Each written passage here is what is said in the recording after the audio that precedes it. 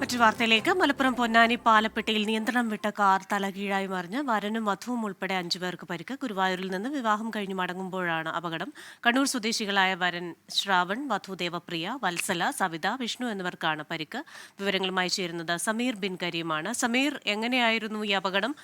വരനും വധുവും ഉൾപ്പെടെയുള്ളവർക്ക് പരിക്കേറ്റല്ലോ, ഇവരുടെ അവസ്ഥ എങ്ങനെയാണ്? മറ്റു വിശദാംശങ്ങൾ. ക്രിസ്റ്റീന, നിലവിൽ ഇവരുടെ ആരോഗ്യനില തൃപ്തികരമാണ്. ഇന്ന് ഉച്ചയ്ക്ക് 1:30 കൂടിയാണ് ഈ ഒരു അപകടം ഉണ്ടാകുന്നത്.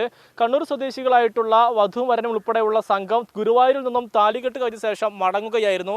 അതിനിടയിലാണ് ഈ പാലപ്പെട്ടിയിൽ വെച്ച് ഒരു KSRTC ബസ്സിനെ മറികടക്കുന്നതിനിടയിൽ നിയന്ത്രണം വിട്ട കാറ് ഡിവൈഡറിൽ ഇടിക്കുകയും തലക്കീഴായി മറിയുകയുമായിരുന്നു. അതിന്റെ ദൃശ്യങ്ങളാണ് പ്രേക്ഷകർ ഇപ്പോൾ കണ്ടുകൊണ്ടിരിക്കുന്നത്.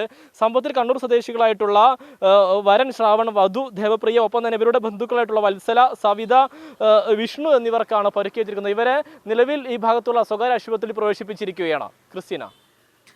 ശരി, സമീർ ബിൻ കരീമാണ് വിശദാംശങ്ങളുമായി ചേർന്നത്.